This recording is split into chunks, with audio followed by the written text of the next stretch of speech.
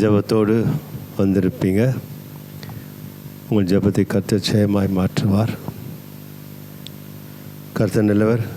11 மாதங்களும் நம்மை தேவ வார்த்தையினாலே நம்மை பாதுகாத்து நடத்தின தேவன் இந்த 12ஆம் மாதத்தில் நாம் அதிகாலையில் முதல் தேதியில் சமூகத்துக்கு வந்திருக்கிறோம். கர்த்தர் தம் வார்த்தையை கருத்தினால் நிறைவேற்றுகிறவர். அவர் கைவிட மாட்டார். அவர் வார்த்தை நிச்சயமாகவே நிறைவேறும். விசுவாசித்தவளே பாக்கியவதி என்ற வார்த்தையாக இதனாலே ஆண்டவருடைய வார்த்தையை நாம் விசுவாசத்தோடு பகிர்ந்து கொள்வோம். யோவான் எழுதின சுவிசேஷம் 11ஆம் அதிகாரம் நான் வாசிக்கிறேன். 40ஆம் வசனம். நீ விசுவாசித்தால் தேவனுடைய மகிமையை காண்பாய். ஸ்தோத்திரம். தேவரே உமக்கு துதி கன மகிமை உண்டாகட்டும். ஆண்டவரே, நாங்கள் விசுவாசிக்கத்தக்கதாக எங்களிலே இரட்சகர் துவக்கின நல்ல ஆசீர்வாதங்களுக்காய் ஸ்தோத்திரம். முடிக்க பண்ணுகிறவரும் அவரே. அவர் நாமத்திலே மகிமை செலுத்துகிறோம். இயேசுவின் நாமத்தில் ஆமேன். அல்லேலூயா. அன்பான பிள்ளைகளே, இங்கே தேவன் பேசுகிற வார்த்தையை நீங்கள் கவனித்திருப்பீர்கள். ஏனென்றால் கர்த்தருடைய நாமத்தின் மகிமைக்காக சம்பவம் நமக்கு தெரியும். மரித்த சகோதரனுக்காக 2 சகோதரிகள் இயேசுவிடத்தில் வந்து, நீர் இருந்திருப்பீர், ஆனால் என் சகோதரன் லாசர் மரித்திருக்க மாட்டான் என்று மார்த்தாள் சொல்லுவதை பார்க்கிறோம். ஆண்டவர் இயேசு சொல்லுகிறார், அவன் உயிர் தெழுவான் என்று நீ விசுவாசித்தால். இயேசு 23ஆம் வசனத்தில் இயேசு அவளை நோக்கி, உன் சகோதரன் உயிர் தெழுந்திருப்பான் என்றார். அல்லேலூயா. பாருங்கள் அன்பு பிள்ளைகளே, அதற்கு மார்த்தாள் சொல்கிற வார்த்தை அடுத்த வசனம். அதற்கு மார்த்தாள், உயிர்த்தெழுதல் நடக்கும் கடைசி நாளிலே அவனும் உயிர்த்தெழுந்திருப்பான் என்று அறிந்திருக்கிறேன் என்றாள். அல்லேலூயா. அவள் மார்த்தாள் சொல்வது எல்லோருக்கும் நடக்கிற சம்பவங்களை குறித்து பேசுகிறாள். ஆனால் மார்த்தாள் மரியாளுடைய சூழ்நிலை என்ன? அதற்கு விசுவாசிக்க வேண்டும். உன் சூழ்நிலைகள் இப்பொழுது மாற வேண்டும் என்றால் உன் விசுவாசம் மிகவும் அவசியம் என்பதை அங்கே அவர் உணர்த்துகிறார். ஏனென்றால் ஒவ்வொரு விசுவாச பிள்ளைகள் வாழ்க்கையிலும் எதிர்கால சுக வாழ்வு உன் விசுவாசத்திலே இருக்கிறது. அல்லேலூயா. எதிர்காலத்தை நோக்கி பயணம் பண்ணுகிறோம். எதிர்காலத்தில் நமக்கு மனமகிழ்ச்சியான ஒரு சுகவாழ்வு, நல்வாழ்வு வேண்டுமென்றால் அது நம்முடைய விசுவாசத்தை பொறுத்தது என்பதை தேவன் இங்கே மார்த்தாளோடு பேசுவதை நாம் பார்க்கிறோம். ஆகினதான் கல்லறையிடத்தில் வராரு. வந்து ஆண்டவர் சொல்லுவதை அவள் விசுவாசிக்காமல், சரியாக விசுவாசிக்காமல், ஆண்டவர் வார்த்தை அடுத்தது 41 சொல்லுகிறது, இப்பொழுது இந்த உலகத்துக்கு 41 வாசிங்க. அப்பொழுது மரித்தவன் வைக்கப்பட்ட இடத்திலிருந்து கல்லை எடுத்து போட்டார்கள். இயேசு தம்முடைய கண்களை ஏறெடுத்து, பிதாவே, நீர் எனக்கு செவி கொடுத்தபடினால் உம்மை ஸ்தோத்தரிக்கிறேன். அல்லேலூயா. ஏனென்றால் அன்பு தேவ பிள்ளைகளே, அவளுக்கு விசுவாசம் என்னென்றால் மரித்தது தான் என்று அந்த நம்பிக்கையில் போயிட்டா. ஆனால் உயிர்த்தெழும் ஜீவனமாக இருக்கிற இயேசு கிறிஸ்து சகலத்தையும் செய்ய வல்லவர் என்பதை அவள் சரியாக விசுவாசிக்கவில்லை. அதில் மரித்த சகோதரன் அடக்கம் பண்ணப்பட்டு 4 நாள் ஆகிறதே, ஆகினால் அது நாருமே என்று அவர் சொல்வதை நாம் பார்க்கிறோம். அன்பு பிள்ளைகளே, நம்பப்படுகிறவரின் உறுதியும் காணப்படாத இருக்கிறது. அல்லேலூயா. விசுவாசம் கேள்வினாலே வரும், கேள்வி தேவனுடைய வார்த்தையினாலே வரும். அல்லேலூயா. அப்போ ராகப்போ கொஞ்சம் எடுத்துப்போம்மா. கொஞ்சம் அவளுக்கு விசுவாசம் எப்படி வந்தது என்றால் கேள்விப்பட்டதுனால வந்தது. கர்த்தர் ஸ்தோத்திரம். அல்லேலூயா. எங்கேயோ எகிப்து தேசத்திலிருந்து புறப்படுகிற ஜனங்கள் செய்கிற தேவன் அவர்கள் செய்கிற அற்புதத்தை அவள் கேள்விப்பட்டு தேவன் மேல் விசுவாசம் வைத்தாள். அதில் விசுவாசம் கேள்வினால் வந்துடுச்சு. அந்த கேள்வி நமக்கு வசனத்தின் மூலமாக நமக்கு வெளிப்படுத்தப்பட்டிருக்கிறது. அப்போ அவள் அந்த கேள்விப்பட்டதை அவள் நம்பின அவள் அந்த அவர்களுக்கு கீழ்ப்படிந்தாள். அந்த வார்த்தைக்கு தேவன் மேல் வைத்த நம்பிக்கையில் கீழ்ப்படிந்தாள். அவள் கீழ்ப்படிந்து அந்த ஜன்னல் வழியாக சோப்பு துண்டை அவள் அடையாளமாக வைக்கிறாள். அந்த ஜன்னல் வழியாக அடையாளத்திற்காக துண்டை வைத்தவள் அவர்கள் வரும் வரையிலும் பொறுமையோடு காத்திருந்தாள். அல்லேலூயா. அப்போ விசுவாசம் நமக்குள்ளே இருக்கிறது. விசுவாசத்தை நாம் காட்ட வேண்டும். விசுவாசம் இருந்தால் மாத்திரம் போதாது, விசுவாசத்தை காட்ட வேண்டும், வெளிப்படுத்த வேண்டும். கிரியை என்று வேதம் சொல்லுகிறது. அப்போ விசுவாசத்தை வெளிப்படுத்தாமல் அந்த விசுவாசம் பூர்ணமடையாது என்று தேவ ஆவியான் சொல்லுகிறார். அந்த ராகாபுடைய சம்பவத்தை மாத்திரம் பாருங்கள். கேள்விப்பட்டு நம்புகிறாள். நம்பிக்கை முதலில் வருகிறது. ரெண்டாவது அந்த நம்பிக்கை ஆகப்பட்டது அந்த கீழ்ப்படிதலுக்கு கொண்டு வந்து அவளை நிறுத்துகிறது.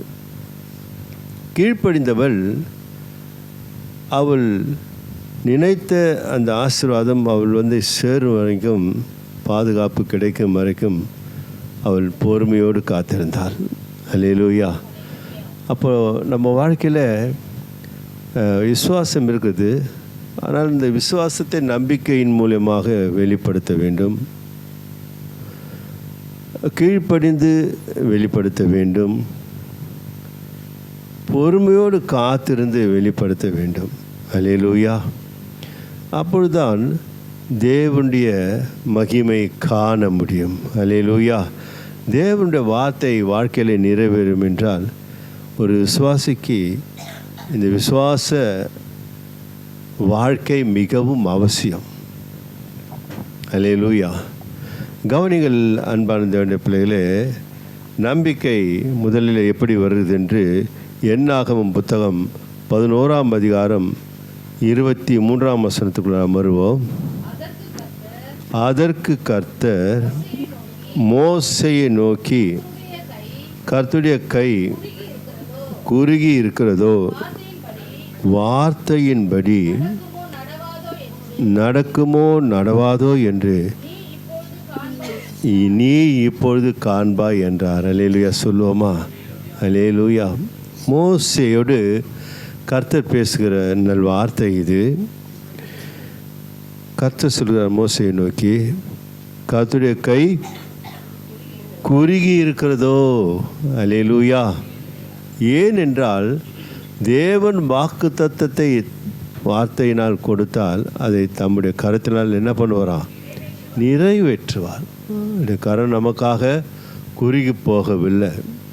நமக்காக சிலுவிலே நீட்டப்பட்ட கரம் மற்றவற்றிற்கு நீட்டாமல் இருக்குமோ உதவி கரம், அவருடைய கரம். அப்படிப்பட்ட கரத்தை நாம் பிடித்து கொள்கிற ஒரு சூழ்நிலை நம் வாழ்க்கையில் உருவாக்கி கொள்ள வேண்டும். நம் கரத்தை அவர் பிடிப்பது நம்பகத்தன்மையாக இருக்கும்படியாக முதலில் நம்முடைய கரத்தை அவருக்கு பரலோக தேவனுக்கு நேராக நாம் உயர்த்தும்போது நாம் பிடித்தா விட்டுடுவோம். ஆனால் கர்த்தருடைய கரத்தை பிடிக்கிற அளவுக்கு பொறுமையோடு காத்திருக்க வேண்டும். அல்லேலூயா. ஆனால் அன்பான தேவனுடைய பிள்ளைகளே, இங்கே சம்பவம் தெரியும்.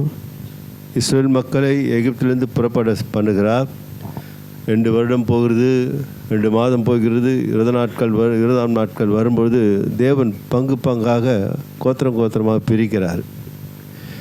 பிரித்தா எப்படியும் குறைஞ்சது ஒரு 20 லட்சம் பேர் இருப்பாங்கன்னு நினைக்கிறேன். 6 லட்சம் ஆண்கள் என்று வேதம் சொல்கிறது. பெண்கள் குழந்தைங்களாம் சேர்த்து 20 லட்சத்துக்கு மேலே இருக்கும். இந்த 20 லட்சம் மக்களும் இவ்வளோ பயணத்தில் வரும்போது தான் கொண்டு வந்த பண்டங்கள் எல்லாம் தீர்ந்து போய்விடுகிறது. பாலைவனமாக இருக்கிற மாதிரி அவங்களால் முடியல. பசிக்கு ஒரு பக்கம் கொடுமை, தாகம் ஒரு பக்கம் வேதனை. எப்படியா மோச இடத்துல முறையீட்டில் அழுகுறாங்கன்னு வேதத்தில் பார்க்குறோம். அல்லேலூயா. பார்க்கலாம். கர்த்தர் ஸ்தோத்திரம். 13ஆம் வசனத்தில், இந்த ஜனங்கள் எல்லோருக்கும் கொடுக்கிறதற்கு எனக்கு இறைச்சி எங்கிருந்து வரும், எனக்கு இறைச்சி கொடு என்று என்னை பார்த்து அழுகிறார்களே. அல்லேலூயா. அழுகிற அளவுக்கு அந்த பால்வனத்தில் ஒரு குறைவு ஏற்படுகிறது. கர்த்தர் ஸ்தோத்திரம். அல்லேலூயா. என்ன ஏற்படுகிறது? நம்ம வாழ்க்கையில் கூட சில சம்பவங்கள் இருக்கலாம். கொஞ்சம் யோசித்து பாருங்கள்.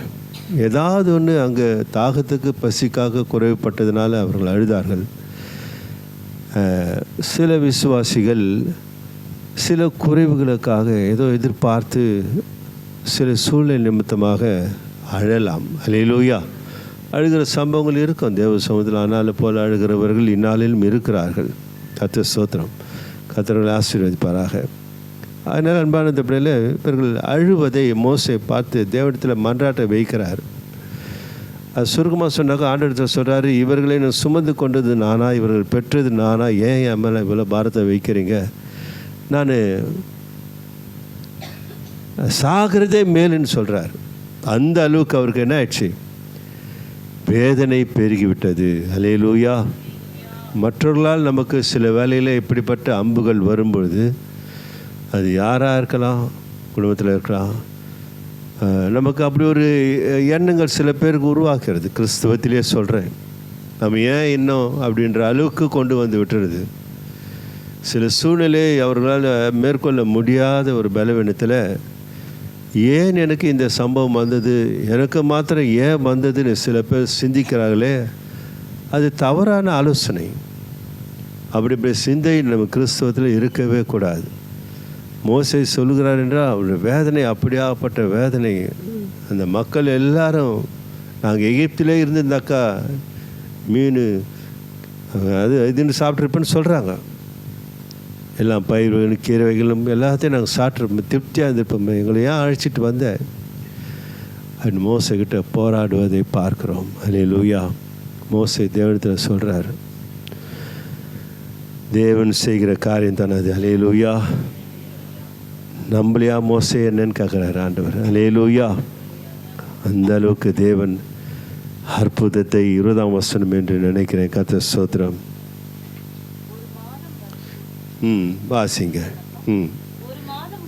ஒரு மாதம் வரைக்கும் சாப்பிட்டீர்கள், அது உங்கள் மூக்காலே புறப்பட்டு உங்களுக்கு தெவிட்டு போகும் மட்டும் புசிப்பீர்கள்.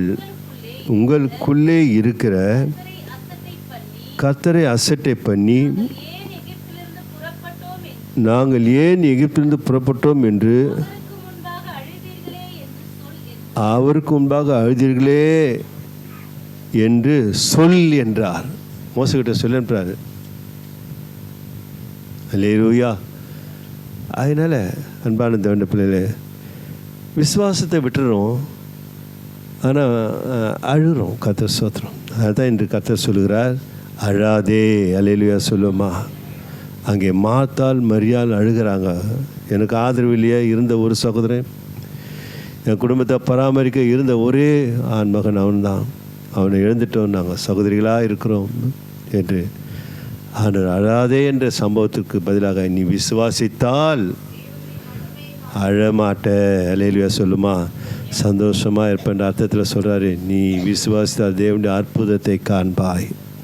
அல்லேலூயா. வாழ்க்கையிலே தேவனுடைய அற்புதத்தை நாம் பெற்றுக்கொள்ள வேண்டும் என்றால் விசுவாசம் மாத்திரம் போதாது, நம்பிக்கை வைக்க வேண்டும். கர்த்தர் எனக்கு செய்வார் என்ற நம்பிக்கை அது ஜீவனுள்ளதாய் மாறிவிடுகிறது, நிச்சயமாய் நிறைவேறும். அல்லேலூயா. எவ்வளவுக்கு எவ்வளோ நம்பிக்கை. நம்பிக்கை என்பது ஒரு அது சொல்ல முடியாத ஒரு அது சொல்ல முடியாத ஒரு அதற்கு விடையே இல்லை. கர்த்தர் ஸ்தோத்திரம். அன்புக்கு எப்படி அகலம் உயரம் நீளம் இல்லை, அதுபோல் நம்பிக்கைக்கு அளவே கிடையாது. கர்த்தர் ஸ்தோத்திரம். அல்லேலூயா. உன் நம்பிக்கையாகப்படுது உன்னை அவர் சமூகத்தில் கொண்டு போய் நேராக நிறுத்திடும். நிச்சயமாக செய்வார். அல்லேலூயா. எந்த சூழ்நிலையிலும் அந்த நம்பிக்கை உன்னை தூக்கி நிறுத்திடும். பாருங்க,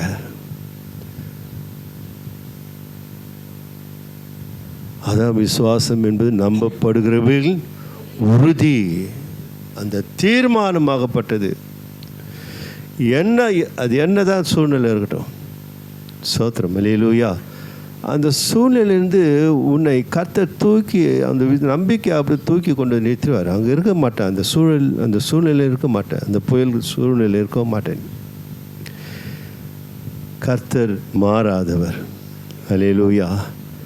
அப்படிப்பட்ட அந்த மக்களுக்கு தேவன் கீழ்காற்றை வீச செய்து, கர்த்தர் ஸ்தோத்திரம். அல்லேலூயா. அவர்கள் சாப்பிடும் அளவுக்கு பாளையத்தை சுற்றி காடைகளை கர்த்தர் ஊற்றுகிறார். கர்த்தருடைய வார்த்தையை பாருங்கள். நம்ம வாழ்க்கையில் நம்ம நம்பிக்கை தான் நமக்கு திருப்தி. அல்லேலூயா. தேவன் மேல் வைத்த நம்பிக்கை தான் நமக்கு திருப்தி. நம்ம எவ்வளவுக்கு நம்பிக்கை வைக்கிறோமோ, மகிமை என்றால் தேவனுடைய அற்புதம், தேவன் நமக்கு கொடுத்த சுக வாழ்வு, தேவன் நமக்கு வைத்திருக்க சமாதானம், தேவன் வைத்திருக்க எனக்கான செழிப்பு,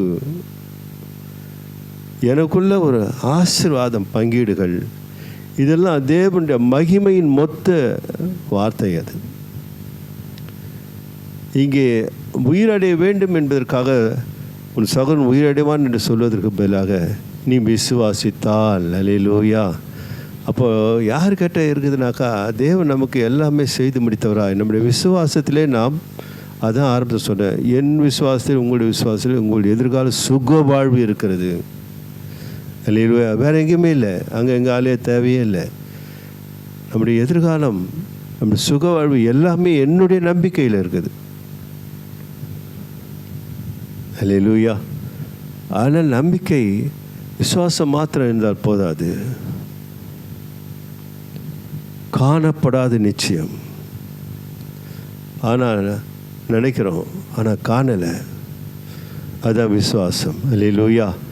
ஆமாம். ஆனால் அந்த தரிசனம், கர்த்தர் ஸ்தோத்திரம், அந்த நம்பிக்கை ஆகப்பட்டது நம்மை தரிசனத்துக்கு நேராக நடத்துகிறது. அது வரையில் நாம் காத்திருக்க வேண்டும். அல்லேலூயா. ஆகினால் அன்பான தேவனுடைய பிள்ளைகளே, தேவனுடைய கரம் நமக்காக என்ன பண்ணப்படலை, குறுகி போகவே இல்லை. அல்லேலூயா. உனக்காக ஒரு கரத்தை நீட்டுகிற தேவன், உன்னை உதவி கரத்தோடு தூக்கி நிறுத்துகிற கரம் அது. உன்னை எந்த மரண இருளின் பள்ளத்தாக்கிலே நீ இருந்தாலும் கர்த்தர் உன்னை அங்கேயிருந்து தூக்கி நிறுத்தி காப்பாற்றுவார். அல்லேலூயா. துயரங்கள் துன்பங்கள் என்ற மரண பாதைகள் இருக்கலாம், அங்கே சுமக்கக்கூடாத பாரங்கள் கவலைகள் இருக்கலாம், நம்ம இருள் சூழ்ந்தது போல சூழ்நிலைகள் இருக்கலாம். ஆனால் கர்த்தர் அங்கே நமக்கு போதுமானவராய் வெளிச்சமாய் இருப்பார். அல்லேலூயா. அது எதனால் நமக்கு தெரியுது என்றால், என் நம்பிக்கையினாலே நான் பார்க்கிறேன். அதை கர்த்தர் நிச்சயமாக செய்வார். அல்லேலூயா. ரெண்டாவது சம்பவத்தை பார்க்குறோம். நம்ம அன்பு தேவ பிள்ளைகளே, கர்த்தர் நல்லவர், அவர் கிருபை என்றும் உள்ளது, கீழ்ப்படிதல் என்பதை நான் சொல்லியிருக்கிறேன். இப்போ ராகாப்பு கேள்விப்பட்டு தேவனை விசுவாசித்தால், நம்பிக்கை வைத்தால், நாமளும் அழிய மாட்டோம், நம்மையும் காப்பாற்றுவார் நம்பிக்கை அவர் வைத்தால், அந்த நம்பிக்கையிலே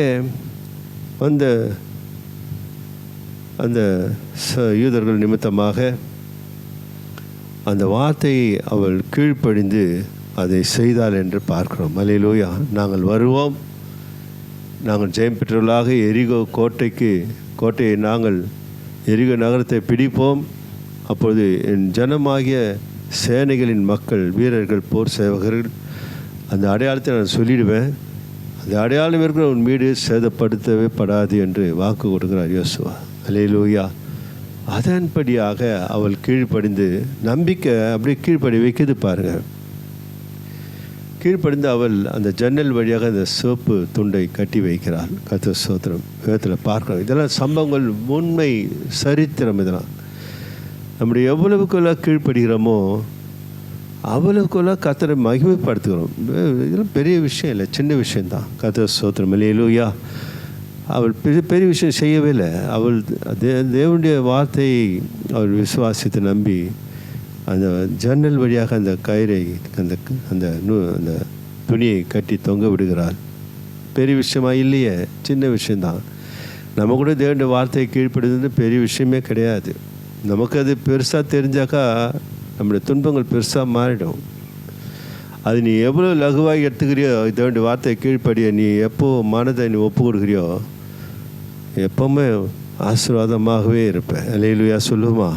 அல்லேலூயா. அங்கே அவள் கீழ்ப்படிந்தாள். பாருங்கள் பேதுருடைய காரியத்தை. மத்தேயு புத்தகம் 17ஆம் அதிகாரம்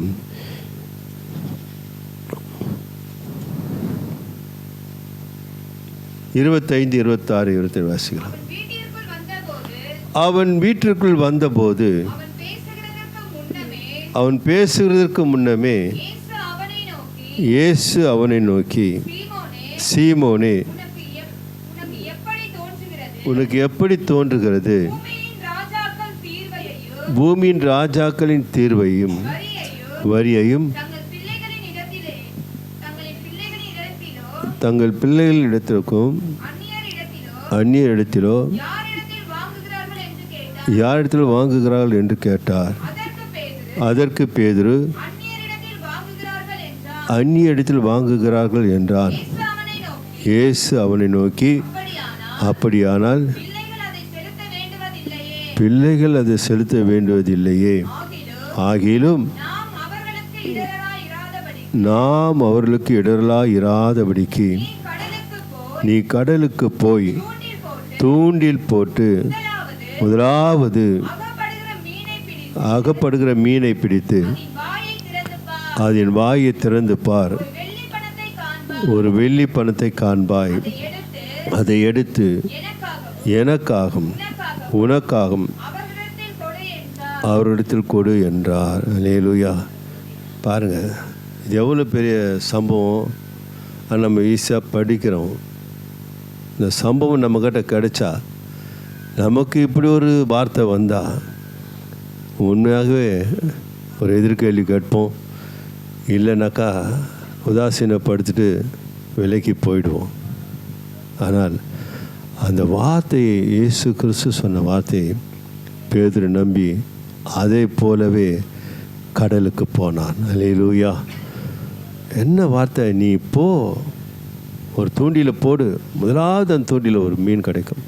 அதன் வாயை திறந்து பாரு, அதன் உள்ளே என்ன பண்ண இருக்கோமா? வெள்ளி பணம் இருக்கும். அல்லேலூயா. நடக்காத சம்பவம்.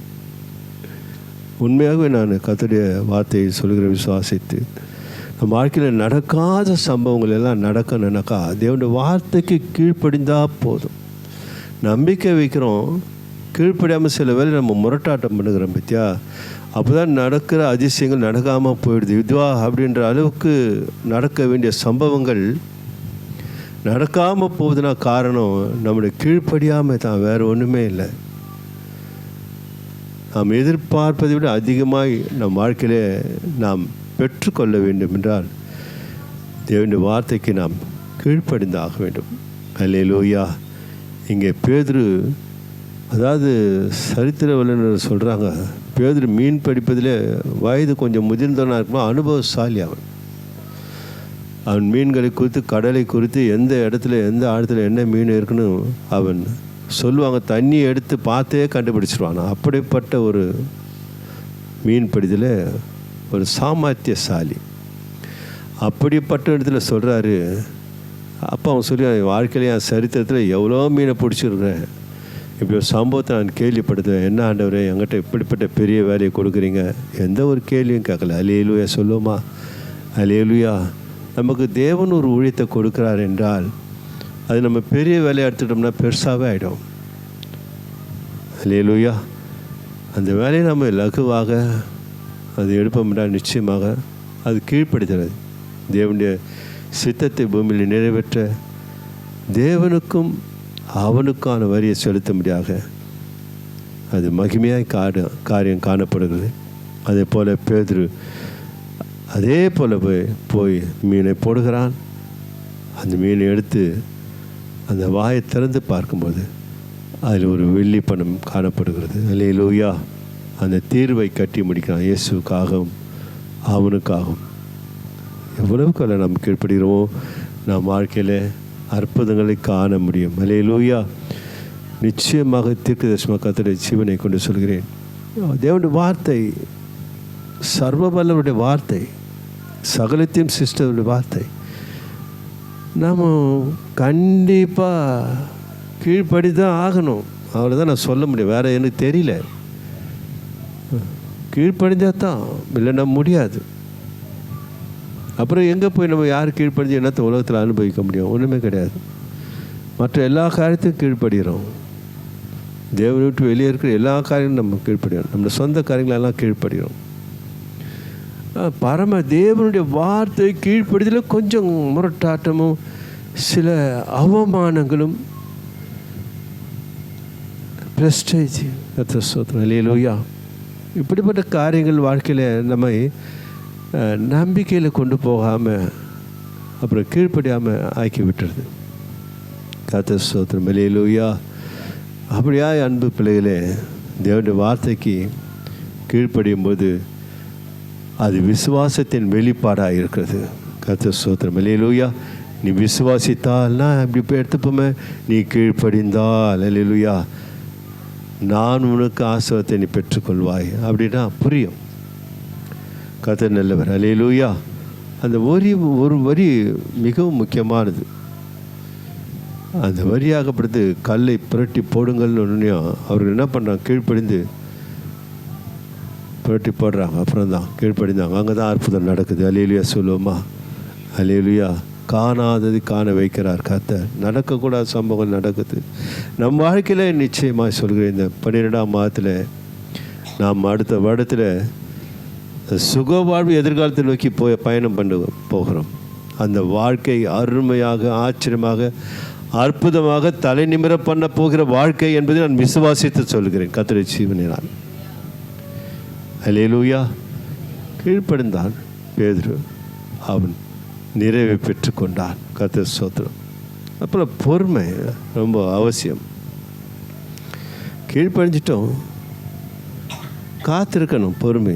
அந்த ராகாப் சம்பத்து ஒரு சம்பத்தை தான் உங்களுக்கு கோடிட்டு காட்டுக்கொண்டே இருக்கிறேன்.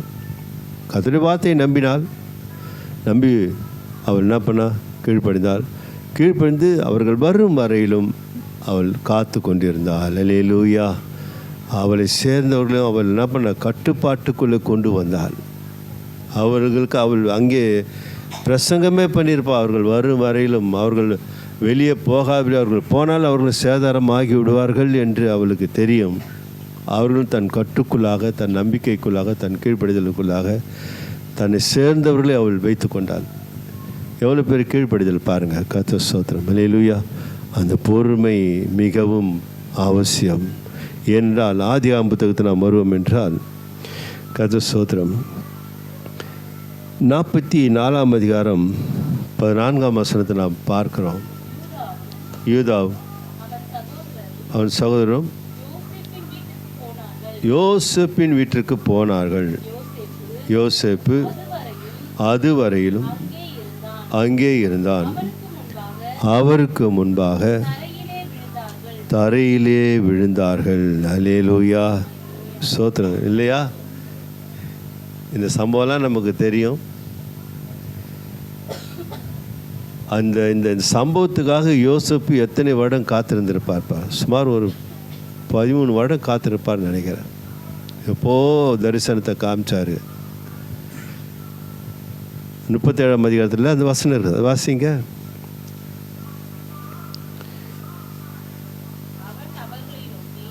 ஆறாம் வசனமா? வாசிங்க. அவன் அவர்களை நோக்கி, நான் கண்ட சொப்பனத்தை கேளுங்கள். நாம் வயலில் அறுத்த அறைகளை கட்டி கொண்டிருந்தோம். அப்பொழுது என்னுடைய அரிக்கட்டு நிமிர்ந்தது, உங்கள் அரிக்கட்டுகள் என் அரிக்கட்டுகள் சுற்றி வணங்கி நின்றது. அல்லேலூயா. அது இன்னொன்று கூட வாசிக்கலாம், இப்போது அது வேண்டாம். 42 6 7 வாசிக்கணும். அங்கே பென்னிமினி இல்லாதனால அங்கே ஏனென்றா பென்னிமினை விட்டுட்டு வராங்க, அங்கே 10 பேர் வணங்குற மாதிரி தான் காட்டுவாங்க. அதனால் அதை நான் வாசிக்கலை. 11 பேர் வாசிக்கிற சம்பவம் இங்கே தான் 44 தான் இருக்குது. அதான் அன்பு பிள்ளைகளே, தேவன் யோசேப்பு கொடுத்த தரிசனம். அல்லேலூயா. நல்லா யோசிங்க. கர்த்தர் நல்லவர். உங்கள் தரிசனங்களை கர்த்தர் நிறைவேற்றுவார். நீங்கள் என்ன பார்வை, உங்கள் பார்வை என்ன தரிசனம் இருக்குதோ, கர்த்தர் ஸ்தோத்திரம். அல்லேலூயா. அந்த தரிசனத்தை நான் ஒளியை கொடுக்க வேண்டும். அல்லேலூயா. நான் இப்படி உப்பாக இருக்க வேண்டும். கர்த்தர் ஸ்தோத்திரம். அல்லேலூயா. அப்படி ஒரு ஸ்தானத்தை நீங்கள் நினைத்து பாருங்களேன். நிச்சயமாக அந்த நம்பிக்கை ஒருபொழுதும் கெட்டு போகாது. அல்லேலூயா. தேவனுடைய நாமத்தின் மகிமைக்காக சொல்கிறேன், கிறிஸ்துவ பிள்ளைகள் கிறிஸ்துவை ஜீவனை வெளிப்படுத்துகிற ஒரு வாழ்க்கை, அந்த எதிர்காலத்தை நோக்கி பயணம் பண்ணுகிற ஒரு வாழ்க்கை, என்னோடு கர்த்தர் இருக்கிறார் என்ற ஒரு தரிசனம். அல்லேலூயா. அந்த தரிசனமாகப்பட்டது உன் தேவைகள், உன் எதிர்பார்ப்புகள், உன் விருப்பங்கள் எல்லாவற்றையும் உன்னை வந்து சேரும்படியாக வைத்துவிடும். அல்லேலூயா. தரிசனத்தை பார்த்தான். அந்த தரிசனுக்காக பொறுமையோடு காத்திருந்தான். ரொம்ப பொறுமை. எவ்வளவு வழியில் அவனுக்கு சம்பவங்கள்லாம் நமக்கு தெரியும். ஆனால் அத்தனை ஆண்டுகள் அவன் சகித்து முடிவில் அவன் எங்கே போய் நிறுத்திட்டார் கர்த்தர்? எகிப்து தேசத்தின் அதிபதியாய் கொண்டு போய் நிறுத்திட்டார். அல்லேலூயா. சொல்லுமா. தேவனுடைய வார்த்தையை நம்பிக்கை வைத்த நாம் அந்த வார்த்தையை நிறைவேற்றும்படியான ஒரு கீழ்ப்படுதல் வாழ்க்கையில் வந்துடணும். அந்த கீழ்ப்படுதல் எவ்வளோ கீழ்ப்படுகிறோமோ அது பொறுமைக்கு நேராக. பொறுமை ரொம்ப அவசியம். பொறுமை ரொம்ப அவசியம். அல்லேலூயா. தேவனுடைய வார்த்தை சடிதியாய் நிறைவேறும். தொட்ட மாத்திரத்தில் நிறைவேறும். இல்லைன்னா கானான் ஸ்திரியை போல சில காலத்தை கர்த்தர் வைப்பார். அல்லேலூயா. அவமானப்படுவது போல கானான் ஸ்திரி வாழ்க்கையில் பார்க்குறோம். கைவிடுவது போல, மறந்துட்டது போல இருக்கலாம். ஆனால் கர்த்தருடைய நினைவு உங்கள் மேல் இருக்கிறது. ஏனென்றால் நீதிமான்களாகிய உங்கள் மேல் கர்த்தருடைய கண்கள் நோக்கமாக இருக்குது. அதை மட்டும் மறந்துடாது. கர்த்தர் மறந்துட்டா நீங்கள் நினைக்காதீங்க, நம்ம மறந்துடலாம். ஆனால் கர்த்தர் மறக்கவே மாட்டார். அல்லேலூயா. அதன் அன்பு பிள்ளையில் இந்த வருடத்தின் இந்த வார்த்தையோடு நம்ம கடந்து போவோம். இந்த 3 முக்கியமான சம்பவங்கள் வாழ்க்கையில் நம்மை சீர்படுத்தும். தேவனுடைய ஆசீர்வாதத்தை நாம் பெற்று அனுபவிக்க ஒரு காலத்தை கர்த்தர் வைத்திருக்கிறார். நாம் அதை சுதந்திரத்துக்கொள்வோம். ஒவ்வொருவரும் நன்றாக வாழ வேண்டும். அல்லேலூயா. சுகத்தோடு வாழணும், சமாதானத்தோடு வாழணும், ஆசீர்வாதம் ரிச்சாக இருக்கணும். கர்த்தர் ஸ்தோத்திரம். அல்லேலூயா. சும்மா இருக்கக்கூடாது. சும்மா அப்படி இப்படி ஆறா குறையா அப்படியெல்லாம் இருக்கக்கூடாது. இல்லைனாக்கா எப்படி இருக்கும்? என்ன பண்ணி போடுவார்? மணலை இல்லாமல் குளிர் இல்லாமல் இருக்கக்கூடாது. ஒரே பிடி அப்பாவை பிடிச்சிக்கப்போம். ஆண்டவரே, உங்களுடைய வார்த்தையை நான் நம்புகிறேன், உங்களுடைய வார்த்தைக்கு நான் கீழ்ப்படுவேன், வார்த்தைக்காக காத்திருக்கேன்னு சொல்லி பாருங்கள்.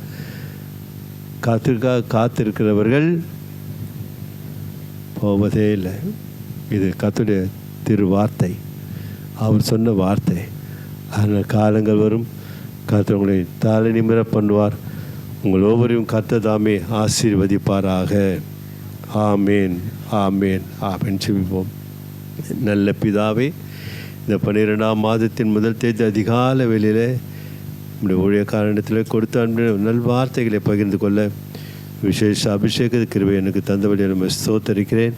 ஒரு இறுதியிலும் கர்த்தர் ஊற்றின ஆவின் வல்லமை அந்த நம்பிக்கை அவர்களை வெட்கப்படுத்தாமல் நடத்தும்படியாக கூட செபிக்கிறேன். கிருபை சூழ்ந்து கொள்ளும். ஆசீர்வதிக்கிறேன். ஆசீர்வதியும் தொடர்ந்து நடத்தும்.